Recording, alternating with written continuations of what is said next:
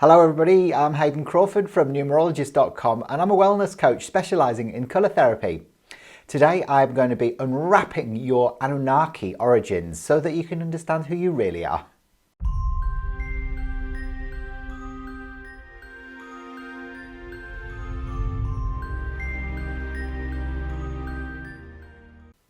Have you ever contemplated the truth about our origins here on planet Earth? Well, contrary to what we have been programmed to understand as the truth whilst we were at school, some of us believe that we're actually a hybrid extraterrestrial slave race that was created by the Annunaki. Now, Annunaki means those that came down from the heavens, or princely blood. So if you look back over many ancient texts, including the Bible, it clearly states that God created man in his image and in his likeness. But there are actually even older texts which date back to ancient Sumeria called the Enuma Ellish. And here it says that there were multiple gods, or the Elohim. And in a place called Nineveh in Sumeria, there were over 20,000 clay tablets discovered which reveal the secrets of the Annunaki. So Annunaki come from a planet called Nibiru, otherwise known as Planet X, which is 10 times larger than Earth.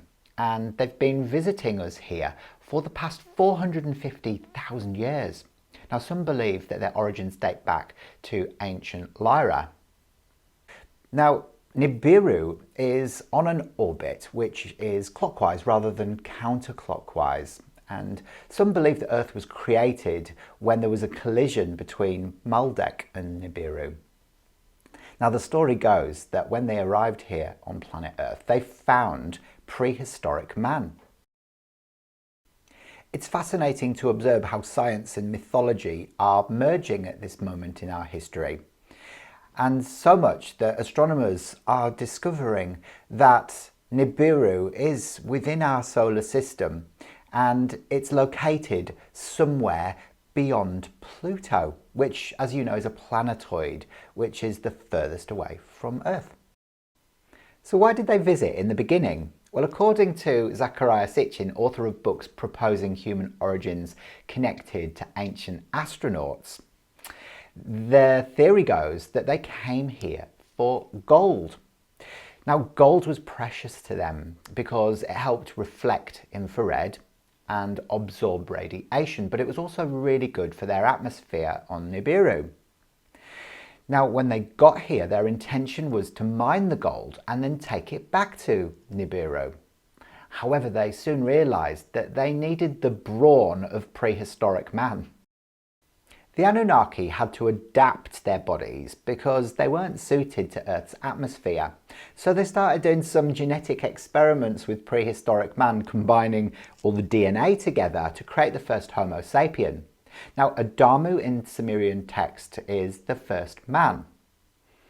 So if there's any truth in this theory, then we were actually created by extraterrestrials. According to Sitchin, the Anunnaki created a slave species to help them harvest the gold. But you see, they couldn't remain here indefinitely, and the ones that did actually aged very quickly. So even to this day, this slave kind of mentality can be observed on the planet.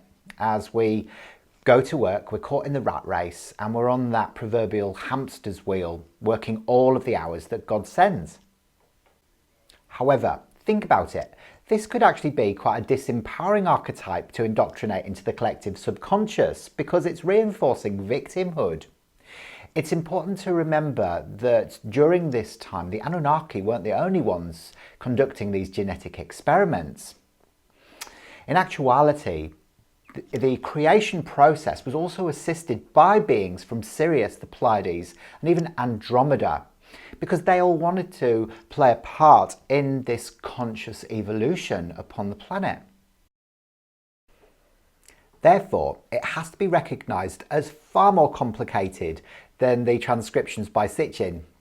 The mining of gold could be a representation of the inner work that needs to take place to reconnect to your divine I am presence, which is often depicted as a pale gold hue which surrounds the body in an aura in many teachings. So it seems that many of us have alien DNA due to the interbreeding with the Nibiru gods. They created the first Adamu and the first modern day human. Ancient Sumeria was responsible for creating the very first cities on the planet. And we have to observe how we seem to have a quantum leap in our evolution from being Homo erectus to quite advanced beings that were capable of extraordinary feats of engineering. Where did this technology even come from? Could it be that they gave us technology, language, and mathematics? The Anunnaki were the first beings that were mythologized as gods.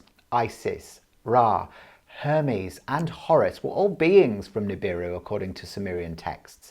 They were worshipped by humans as having superior powers, superior intelligence, memories and strength. Now, when they had children, they were put into positions of power within the community and became the pharaohs and the governors of land, and ultimately became royalty, and they were the kings and queens. Now that's why today we're starting to wake up to the probability that the royal families of the world actually have extraterrestrial origins. It is said that the Anunnaki created the first calendars and the zodiac, and this was offered to man, which began the process of time. Now, before they arrived, there was no time. Everything was formless. There was no structure or time. So this actually put man into an artificial matrix, this illusion of man-made time, which really was quite destructive as it introduced a whole layer of control and mind control.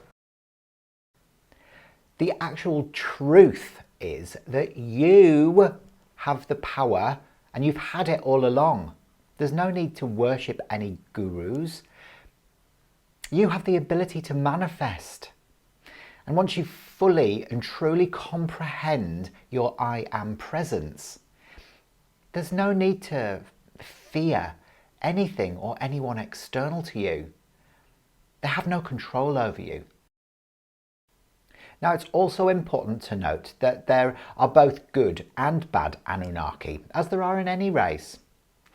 There are some here to help us attain enlightenment, whilst others prefer to exist in a negative state because they don't want us to evolve at all. Now, this is clearly observed in the world around us, with all the land wars that are going on and within politics itself.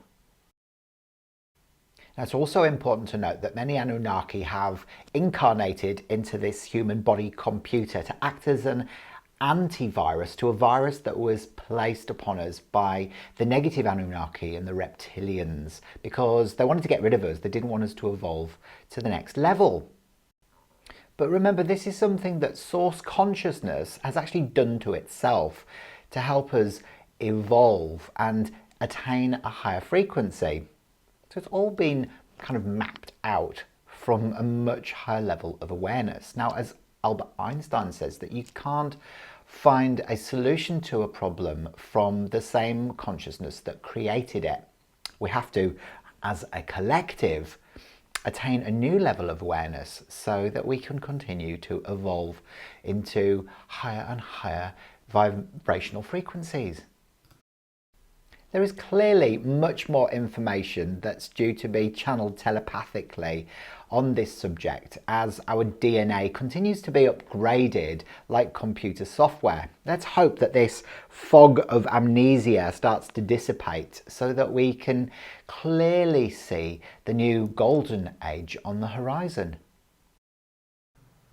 Why don't you leave a few comments below to let me know what you think and if you can relate to these translations from the ancient clay tablets of Sumeria.